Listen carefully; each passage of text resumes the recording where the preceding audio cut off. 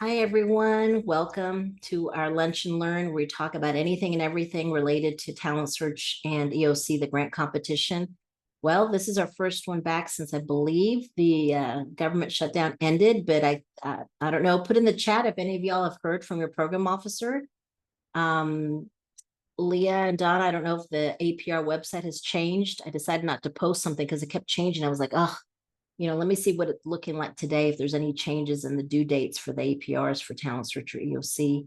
They initially were pushing those out first because it sounded positive to me that they were trying to get the APRs done for Talent Search and EOC because they need our last year, not last year, but the fourth year is the last year of PE points. I was meeting with some potential clients earlier today, and we really took a deep discussion into what they believe their PE points are going into this competition. So I would urge you all to look up your your second, third, and fourth year. You're working on the fourth year right now, but on your previous two APRs for the second and third year, please bring those up and see how many points you have. Add it to whatever you think you're going to get if you haven't already completed your APR for 24-25, divided by 3, because there's 3 years being looked at. And that should be the points that you have going toward this competition, right? So if you have 0 points, that's going to be rough to try to get refunded. But even if you have 1 point, you're ahead of the game. And hopefully you have 15 points, right? So you want to check that out. The other thing I wanted to remind you all as you, when is this going to be due? I don't know. I've been more right than wrong, but let me tell you, I wouldn't be surprised if they just change the years on the 2021 RFP or program application and go ahead and tell us we've got 30 days to submit the proposal. It could happen. It could. I don't think it will. So in my mind, I'm shooting for the middle to end of February, but that's just me. Okay. Totally speculation. I don't know if you've heard anything else or if any of y'all have talked to your program officer to get any other information, but let's just say I'll be working this holiday season trying to, make sure we're on top of that. So by the time they announce, hey, here's the competition and here's the RFP or the program application, you got 30 days. We've already got all our rough drafts and we are actually putting it together and, looking at the CPPs at that time and making sure we're doing the right formatting and all that good stuff. Double checking what they say. We can ask for the budget, but I'm pretty sure it's going to be level funding.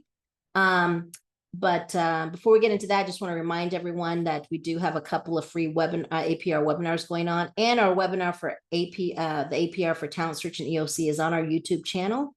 For those of you that think you need more help one-on-one completing your APR, we also can provide you with those services. We've got a webinar coming up tomorrow for SSS on implementing their new CPPs. And of course, for you all that have attended our grant writing workshops before, you should have now access also to them online if you want to start looking at each section or going forward and going to applicant community support or backtracking to the needs section. It's all recorded there for both Talent Search and EOC. These costs are not allowable costs. You'll have to utilize some indirect funds or non-project funds for these services, but for the webinars and also for the technical assistance, those are services that are allowable, okay, but not the proposal writing. This is why we're having to meet at lunchtime, because we're not supposed to be talking about getting, how to get federal funding while we're getting paid under federal funds. So we're doing it during our lunch break. Also, another big plus of the courses that are on demand, you can watch them after hours in the evenings, weekends, when you're not on the clock for the Fed, on federal funding. So you can be working on the proposal too. And just to get you going, for instance, if you want to test this out on the WIC course, we have our free TRIO umbrella regulations course, which is the first session in all our other courses for each one of the TRIO programs. Now, these professional development courses are allowable. They're great for onboarding, but even a great review for existing staff as well. So if they're recorded, they come with Google Drives, they come with quizzes, to-do lists. if you want to check that out for free, you can do this umbrella regulation. So check that out. Let us know what you think. We've also got some other products and services, but let me go ahead and open it up to any questions that we may have. And usually y'all are been real quiet lately. So let's see what's going on in the chat. So we got our own chat going on there.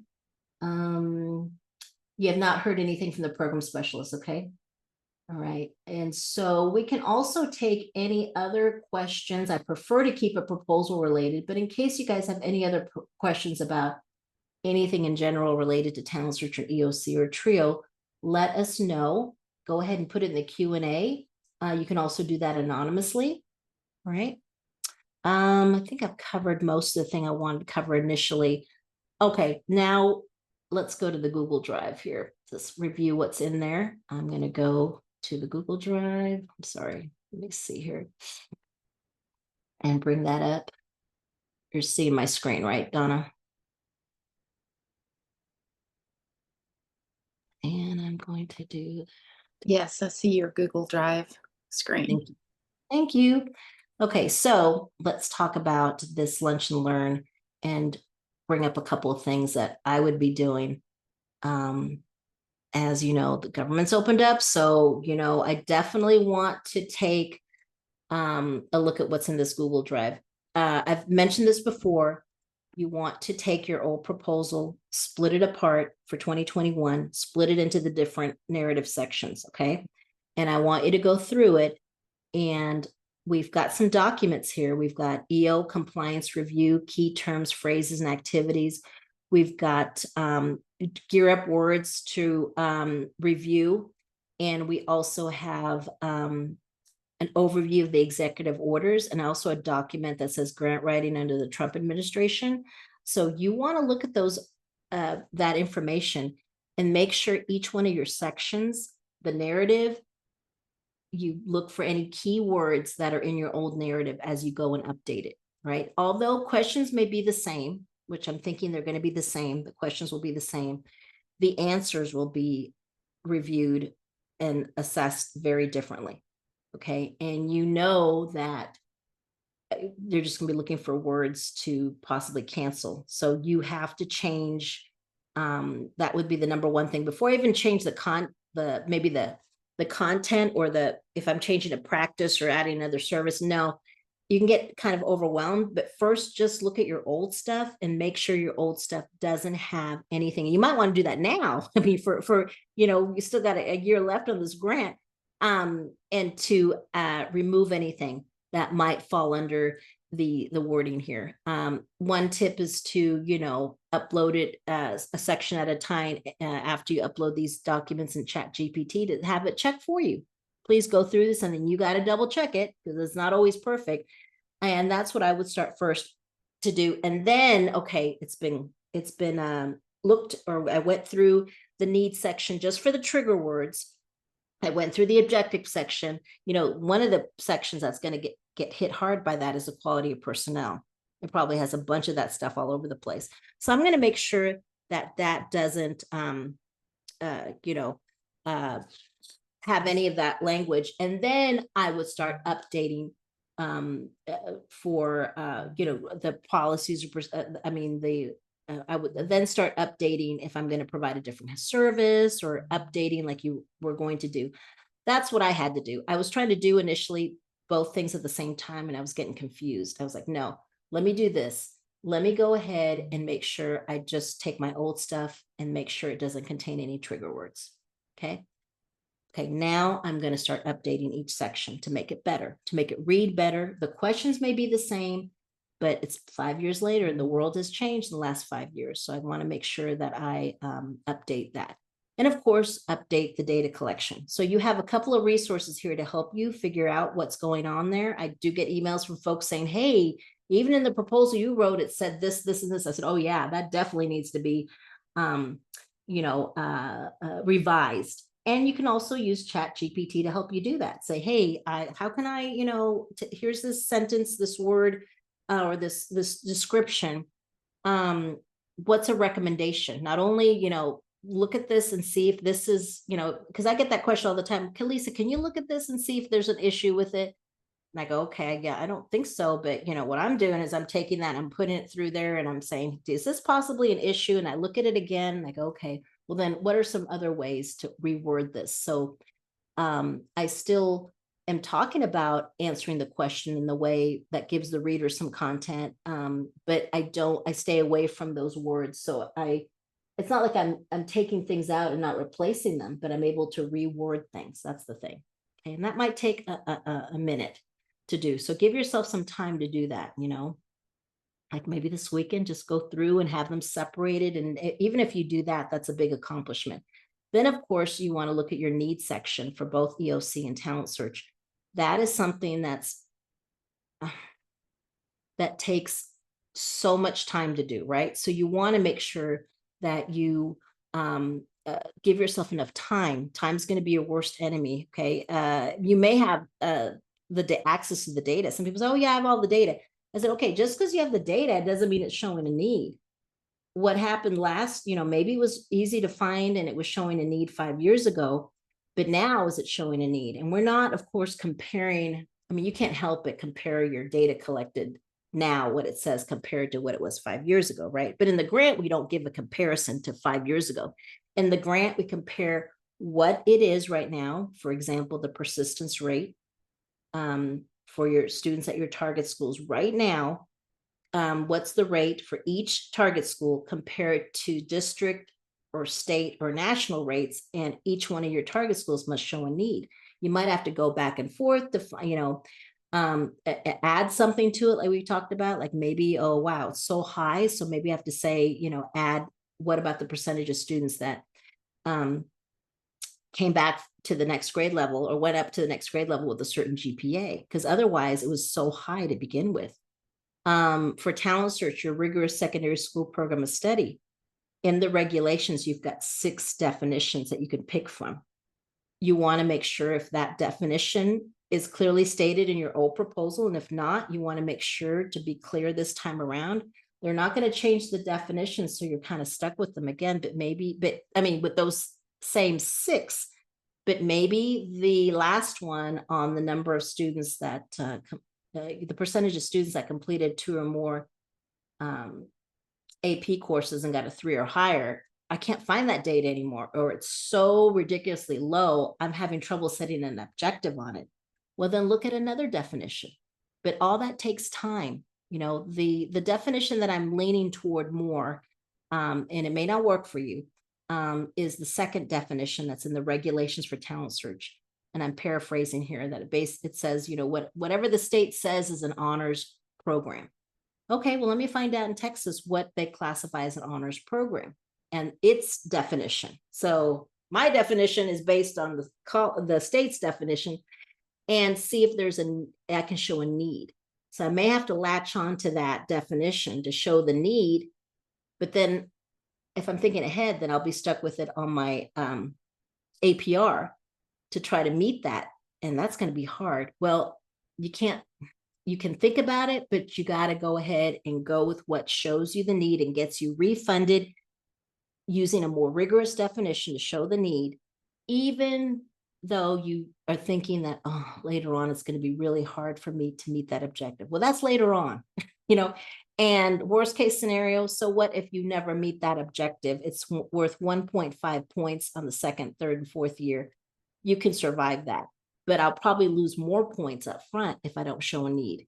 I could lose it in the needs section and the objective section, and I need to get refunded so that I can fight the battle to try to achieve that objective, or go ahead and realize, you know what? That rigorous got us funded, that definition, but I doubt we're ever going to meet that objective. I'll try, but I'm not going to be upset if I never meet that objective, because I'm going to put all my time and effort in meeting all the other objectives. Okay, that's the way you want to think about that. So there's some information here. I'm looking at the Talent Search folder right now that should, try to help you out getting started. You got the application is here when you have to refer to it. I have it in the EOC folder as well. And then we have something here, that it has been an issue, and I have something in EOC for like the examples of training current economic climate in the target area that would require, certain residents to have a certain level of training to be hired by these companies. There's some language that, came up with as an example, what we're looking for. The same thing here. The problems and issues faced by homeless and foster care youth, that is something you will have to answer.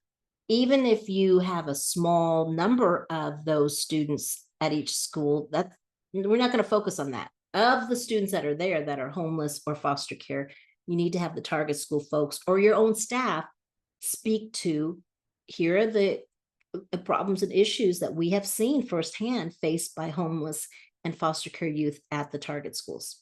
Okay, you can't just skip it. Okay, that's not going to work. Oh, and here, yeah, went ahead. The rigorous secondary school program of study is such a big deal. Here are the definitions. I went ahead and copied and pasted them so you don't have to look for the regulations to look at that. We've got some sample letters of commitment. We also have some more socioeconomic problems and needs assessments of foster care students. We've got the student to counselor ratio for 23-24. And something that I wanted to talk about in detail today would be the proposal budget. And I'm also going to, this is very similar to EOC. EOC has this also. There's a spreadsheet in here. Let's talk about budget, okay? Unless we have any other questions. I don't see anything, I don't think. Okay, so let me go ahead and bring up the budget. And I always do the budget first in, well, I'm just gonna open it up, in Excel, okay? The last thing I do is after, this is one of the last sections that I convert to Word because things could change. And I always have the date when it happened because it may be that we just get a memo next week that says, oh, guess what? The college or the agency is gonna, there's a congratulations, everyone's get a 4% increase for 26-27 or a 5% increase.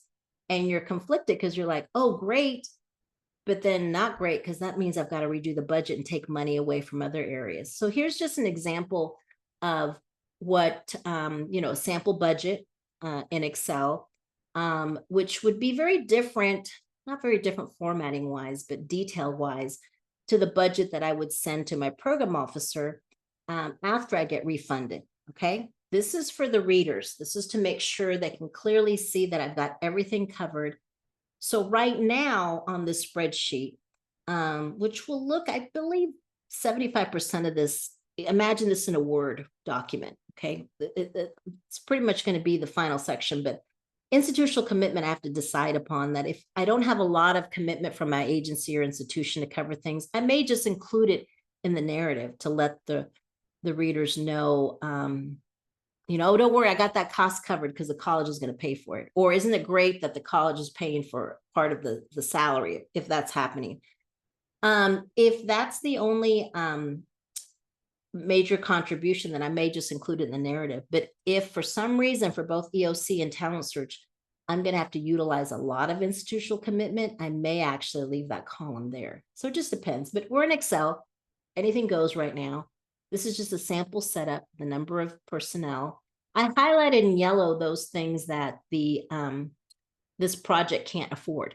So it's okay. This is not your real budget. So of course, if this was going to be the final budget, we would take out those positions that, have no money for it. But just in case, just plugged it in here. But on this example, whatever's highlighted in yellow is what they couldn't, pay for. So they have 100% director. They broke it down the months. The project funding looks like they don't use any institutional funds to pay for that. They looks like they have their own tutors, okay, and a little bit of a narrative. Then their fringe benefit rates is 35%, which may or may not be correct for you all. The formulas are in here already, so don't make your work smarter, not harder. If your fringe is higher or lower than just, and it usually is here in health insurance. So if you're at 40% instead of 35%, then I recommend you just change the formula here, to be instead of 20 to be 25 or 30 here, instead of removing the formulas. People always ask me, well, how do you know what, HR says it'll take them forever. They got to figure out what everybody has individually and all that. I say, well, you know what? This doesn't have to be perfect. You just have to get ballpark figure, and you want to overestimate, if anything, because you always want to make sure you never you always make sure that you have more than enough money in your salaries and your fringe. I may shortcut everywhere else as long as I have enough money for my staff and personnel. And for most of our budget, that's the majority, like 90% of our funds go there. And so when that happens, then you're going to have to get your institution to kind of help out and in other areas as well. Here's a question. If the institution agrees to pay for an office assistant, do we still need to include a budget line and indicate paid for the institution? Yes. Also, does it still need to be in our job descriptions in the personnel section? Yes to both. So in that case, Cindy, what I would do is I see how it's listed here, and I probably would put I would put 0 for project funds, but I would put here the total amount of the salary and see how it's going to start adding up with everything else they commit. So I'm going to have a grand total. And I'm going to make mention of it here. I'm going to make sure it's the last sentence. Additionally, the institution, please note the institution will be covering the cost of a part-time office assistant. And also that means the fringe benefit rates. So also you'll have to bring it up here when you talk about the rates here. You know, you could have institutional commitment, how much the college is paying for that office assistant's fringe benefit rates, and then make sure to mention it here. Okay, so if they're paying for salary, they're also paying for fringe as well. So again, you know, we were talking about benefits and like, oh, how do you figure that out? Well, my quick way to figure this out is I always ask people, well, right now, as of today, how much money has the project paid out in salaries? Okay, it's this amount. Let's just say, I'm just making up numbers, it's 100,000. I'll say, okay, then how much have you paid out in benefits so far? Oh, 50,000. Okay, so I take the 50,000 divided by the 100,000, I come up with a 50% fringe benefit rate. I mean, that's ballpark figure, okay? Maybe it's, you know, only 35, 35,000. So out of 100,000 that's been paid out. So just figure out ballpark figure. If it ends up being 50%, then I go, okay, I need to bump this up. Usually these stay the same, but maybe health insurance has got to go up and retirement's going to go up, or this insurance is going to go up, whatever. I'll change the formula here so that this adds up to 50 or whatever I did ballpark figure. I want to make sure I have more than enough money. In my real budget, I'll probably spend a little bit more time being more specific, or I'll pad it anyway because I can always take from personnel and fringe to move around to other categories during the year. Okay. All right. So moving on to travel, I'm going to focus on staff travel here. Breaking it down, no registration fees, but this means hotel, meals, transportation, which it also includes for Talent Search and EOC for mileage to see students. EOC more so.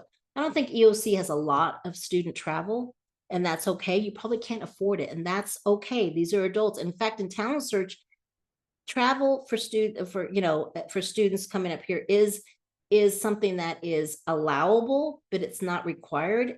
And for some of us, after we pay our staff and fringe, if I have any money left over, I'm going to make sure that I have mileage money for my staff, especially if I'm rural, for them to travel. Okay. Registration fees for staff go under other, the other category. Registration fees for conferences, for trainings,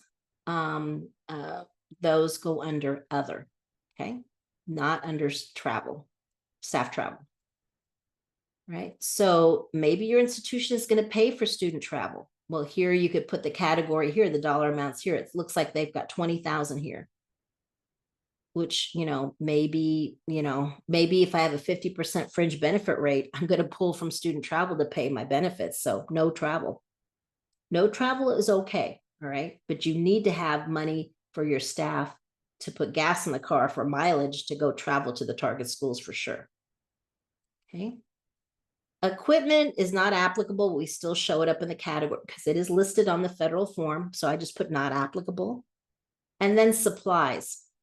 So I want to make sure to the reader that it looks like I have enough supplies. Maybe you say, oh, that's too much. Okay, maybe when you finish paying and plugging in your salaries, that's a non-issue because you don't have any money for it. I put money for technology for staff computers and printers. And maybe you're saying, well, I just got some this year.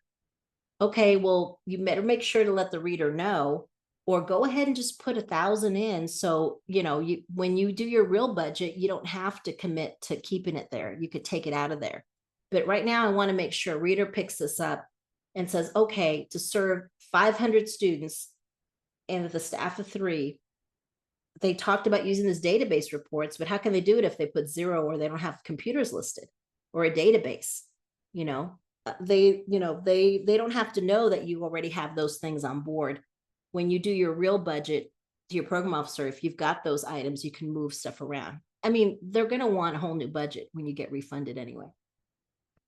I've got money for online tutoring, which is good. Some of y'all can afford both, maybe a handful of tutors to provide what we're going to say is high quality tutoring or access to it through our online tutoring. So I'm covered this way. So I really fight hard, not fight hard, but I really encourage my clients, if you can, let's have tutoring.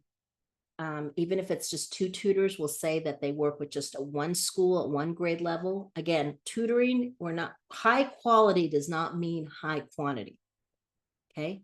So even if I have enough money for 2 tutors, I'm not going to say every student that wants tutoring is going to get it. I may say that it's reserved initially for the students that are in the rigorous secondary school program of study at a certain high school, at a certain grade level for a certain class. So it's realistic. And of course, in reality, if there's no one utilizing the tutors, then I can have them work with anybody who wants the help. But that's my focus.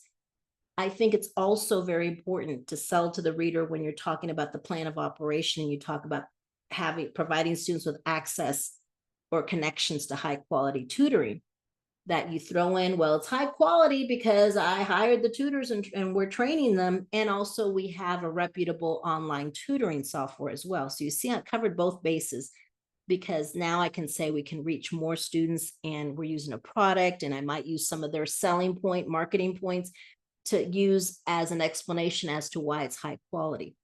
Remember, as it's a required service that y'all have to make connections to high quality tutoring. So you must be moving forward. You must be very detailed in explaining why you consider it high quality.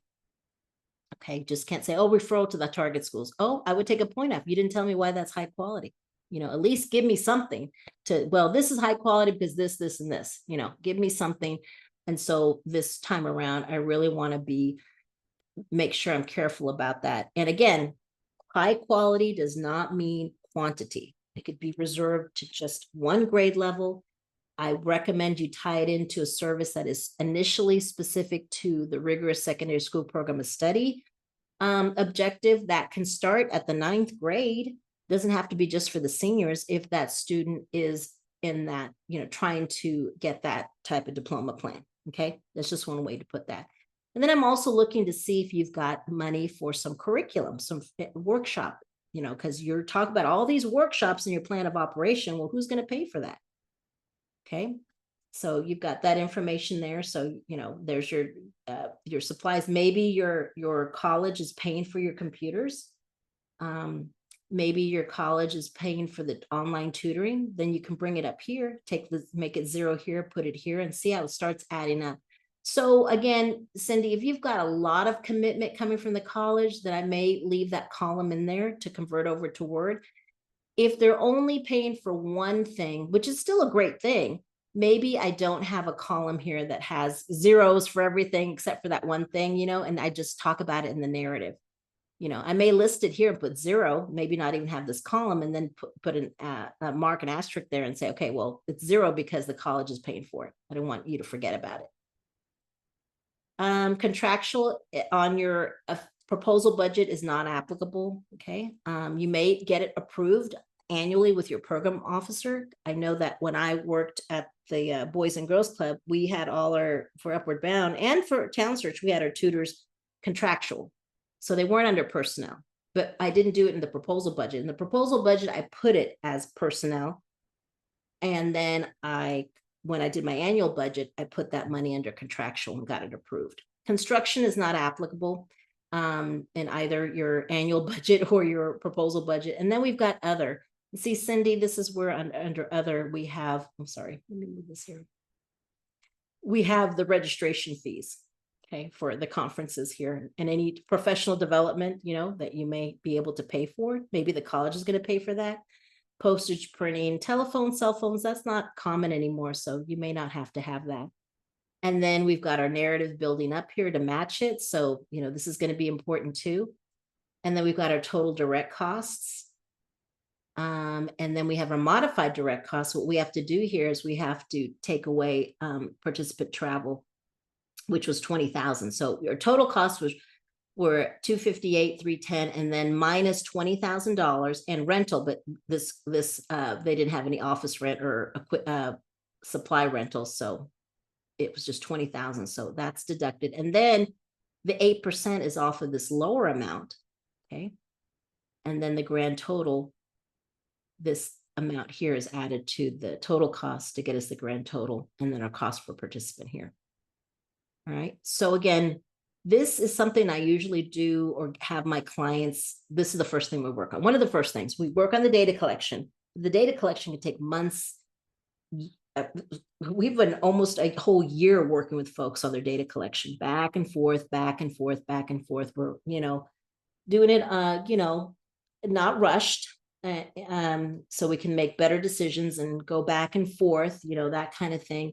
But the thing that we try to knock out pretty quickly is the budget, because there's not that much money. Okay. So we should be able to knock that out using the same amount of funding for both EOC and Talent Search that you all had listed already for, what you were supposed to get or receiving for 25, 26. Just assume it's going to stay level for 26, 27 and start plugging in the information there. As soon as we get this approved draft, it may change, right? But then that lets me know as a grant writer, okay, these are the positions that I need to mention in the quality of personnel. So Cindy, yes, even though they're getting paid for somebody else, you want to go ahead and mention in the quality of personnel, the required qualifications of that position.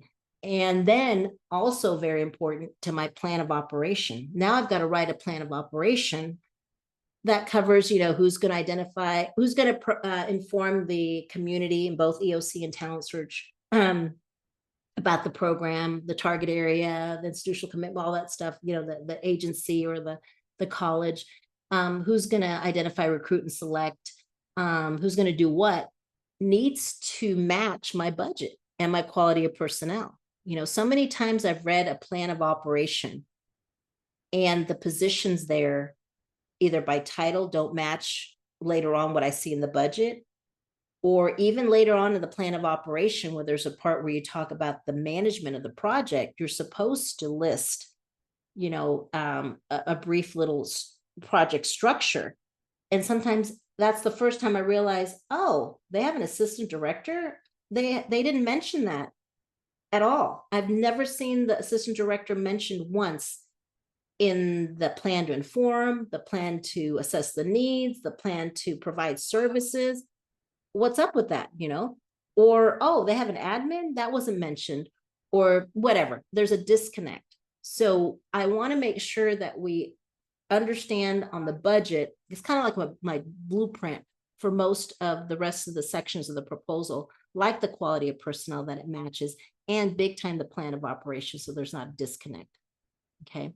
So people say, well, let's look, we're in the plan of operation and we'll give you the budget later. I said, no, we got to talk about the budget. We're not talking about a lot of money here.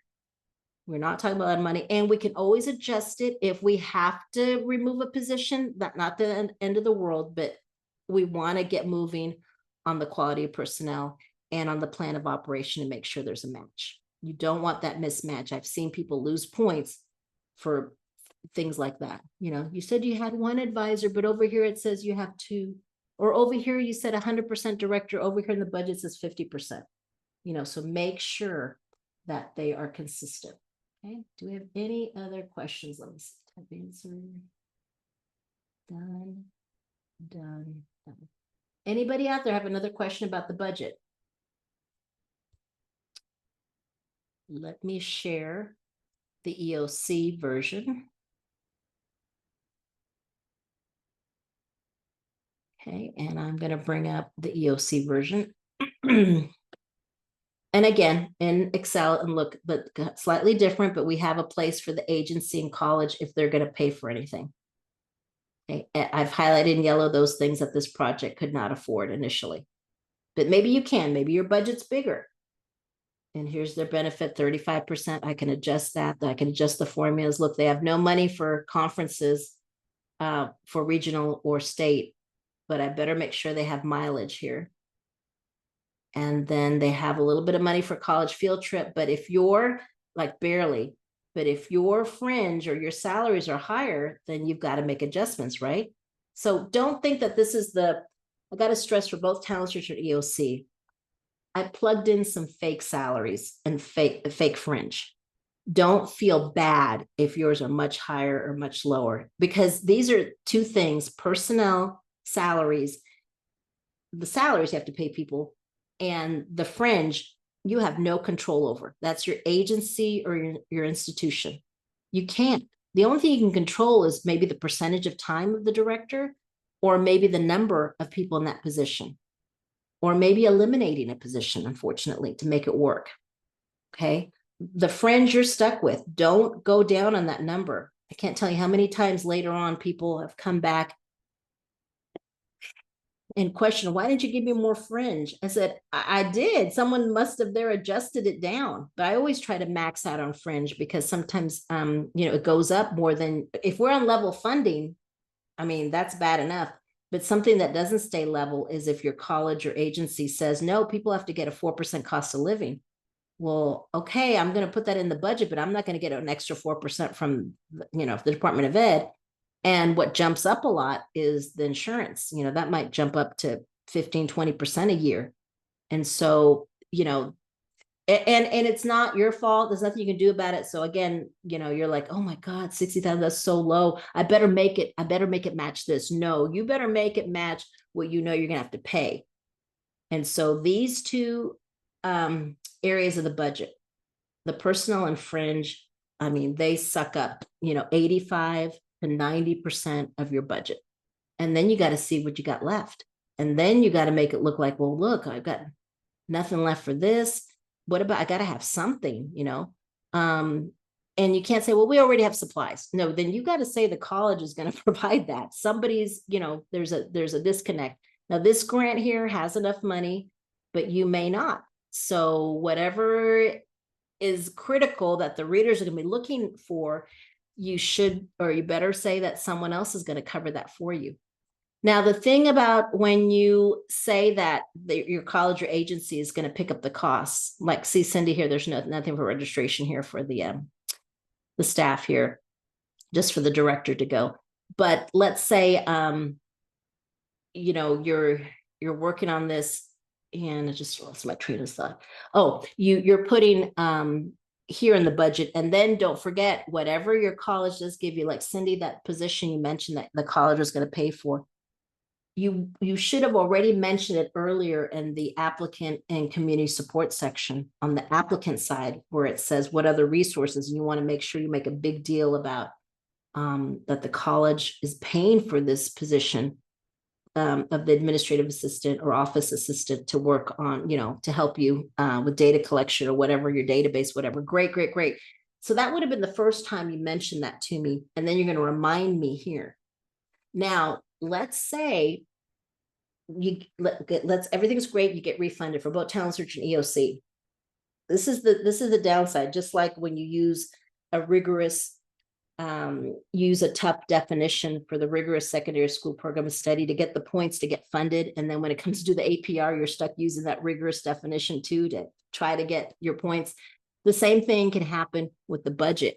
So Cindy, in your case, for example, let's say you say that the college is going to pay for that position. Great points. You talked about it here in the applicant community support section. In the budget, you put a 0 for project funds, and you said this much for the college institution. Everything's great. Well, let's say you're in the middle of your first year, your second year, you're refunded, everything's great. But all of a sudden the college says, hey, Cindy, you got a lot of carryover. I think you're going to have carryover this year. So you know what? I think you can afford that position. The one that we said we're going to pay for, you've got enough money to pay for it. So you know what? Pay for it out of your grant.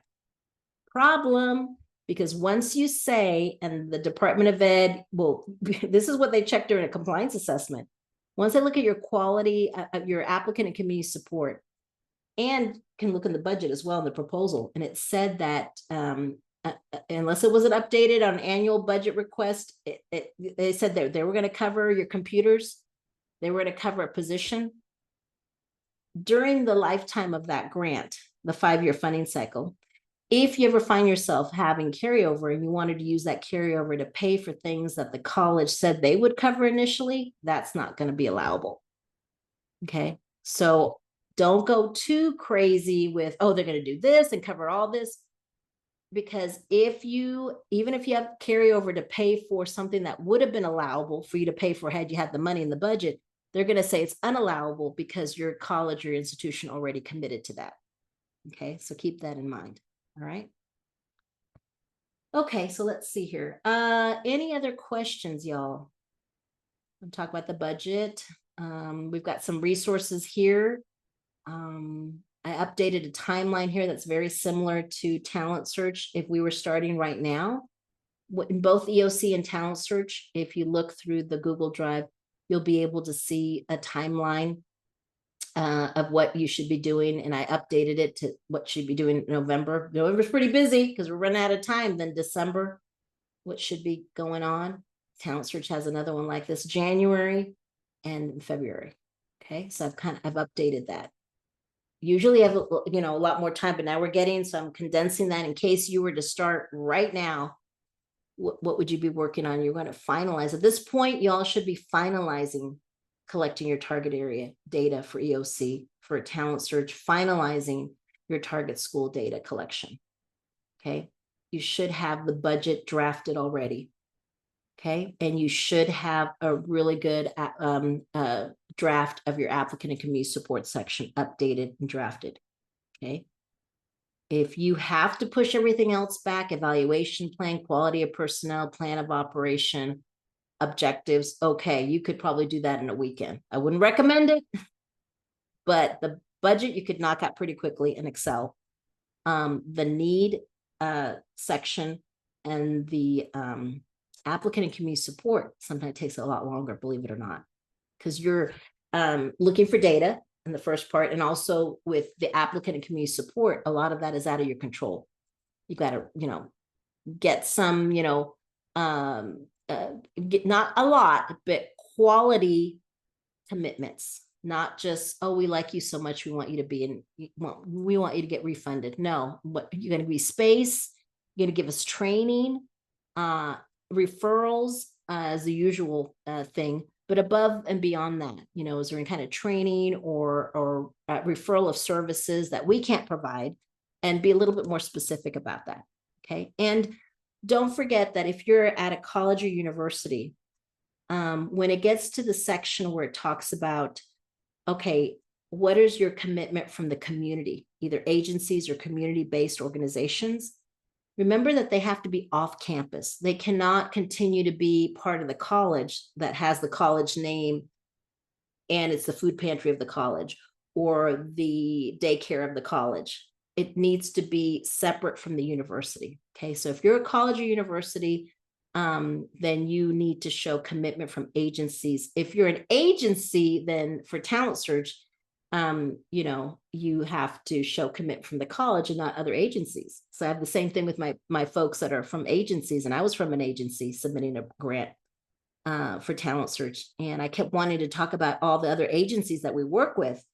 And I was running out of room, and I realized, oh my gosh, I could, I'm so excited about the agencies that I work with and how well we work together. I was talking about that a lot. And then when but I don't get points for that, because agencies should not, the readers are told not to give you points for collaboration with other agencies, because the question says, if you're an agency, you got to show me how you're working with colleges in that last section. And I didn't have a lot of connections to the colleges. And I noticed that almost the last minute that, oh, wow, if anything, I'm showing how I'm really lagging behind with this. So I got rid of the mention of all the commitments we had, in that specific section with the community-based organizations, and turned my attention to beef up the commitments that I had from the colleges. Colleges, same thing. You might want to talk about how well you work with some of the junior colleges, other universities in the target area. But that's not what the readers are told to look for. If you're a college or university, we're looking specifically with how you collaborate, what kind of commitments you're getting from the agencies. Okay, so you see it's a little different thing. So sometimes I have to remind my client, you're not going to get points for that table. I mean, it looks great. I mean, I think it's awesome that you're doing that. And maybe some of that collaboration with other colleges, if you're a college or if you're an agency with other agencies, we can bring up in the plan of operation where it says how you collaborate with other programs, collaborate, how you help each other. But here in the applicant and community support, specifically wanting to know what is a college giving to an agency and what are agencies giving to a college that wants to have a talent search program. Okay, EOC as well too. And you want to make sure. Now EOC doesn't specify that, so you can talk about both your agency and college commitments. Okay, but don't forget there's a difference. The commitment is one way, what they give you. And earlier in the plan of operation, there's a place where you can mention them again initially the first time and how you all collaborate. So someone that you collaborate with and help each other out in the plan of operation can also be somebody that you talk about, or an agency or a college program or a college that gives you outright commitments. So it's one-sided in the applicant and community support section, but a collaborative connection between y'all in the plan of operation.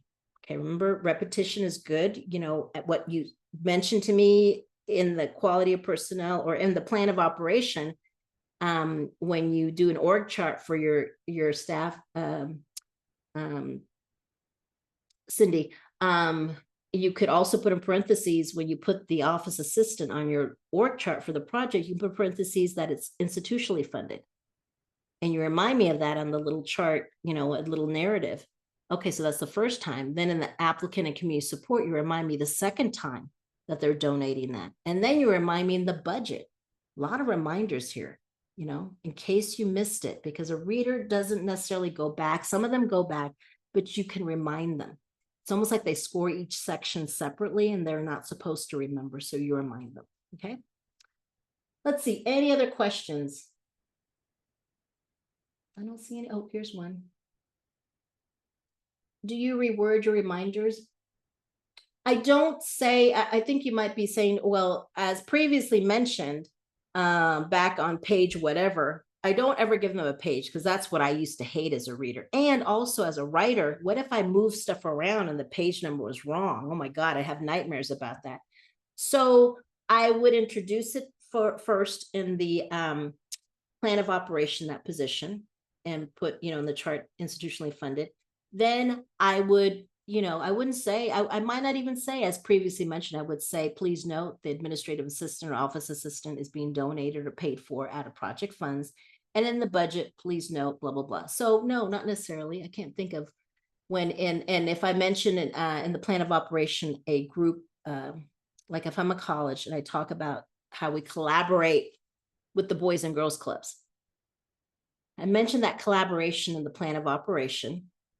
But then when I get to the applicant and community support section, the last part for talent search, I just mentioned them, you know, what the Boys and Girls Club provides us one way. So I don't necessarily reword it. I just bring it up as though it's brand new information. Does that make sense? And I don't say, I never. The kiss of death is, as previously mentioned on page 10, or go here in parentheses. No, you don't want them to look back. You want them to get everything they need from that. And it's not the end of the world if you say, as previously mentioned, but I wouldn't dare give them a page number to look. Or I would just say, please note, you know, the college is paying for it. And they would say, oh yeah, that's the second time they told me that. But I don't have to say this is the second time I'm telling you this. Okay, so it depends. I usually don't reword it at all. I just say, I just repeat myself without saying it, that I'm repeating myself. All right, so let me stop sharing here. Any other questions? Let me see, stop share. Okay, I don't see any other questions. A note, December 1st, the Monday after Thanksgiving. I won't, there will be no lunch and learn, but we will be here next Monday. And that'll be the last one until the holidays, right, Donna? That should be. Be here one more and then, yeah, we'll be here on the 24th, but not on the 1st. Okay, we'll be back on December 8th. Okay. Any other questions? Let me know, y'all, in the chat or thumbs up if this has been helpful. I don't want to drag you to something that you're not getting something out of. Thanks for being there. Okay. It also helps me too, so don't think I'm doing you any. It's not one-sided. New student internally. Hey, you got this. You got this. Just read the questions, and if new grant writers, you're at an advantage. Answer the question clearly and as fast as you can, and then provide me with some more information. Okay.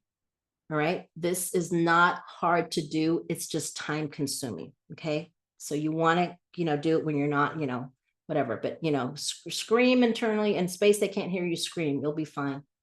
Can always use reminders. This, okay. Well, yes, I'm nervous too. And I don't mean that to make y'all nervous, but I feel what you're feeling. I'm not like, oh, I got this covered. No, I don't, so whatever I come up with or find out, or some way to word things or structure things, or I heard this or heard that, I'm gonna, share that with you because we're in the same boat. Okay. All right. So hang in there, scream, yell, whatever, but internally, but you got this. Just get started now. Okay. All right. Y'all have a good rest of your week. Thank you, Donna. Thank you, Leah. And we will see each other next week. Okay. Thank you all.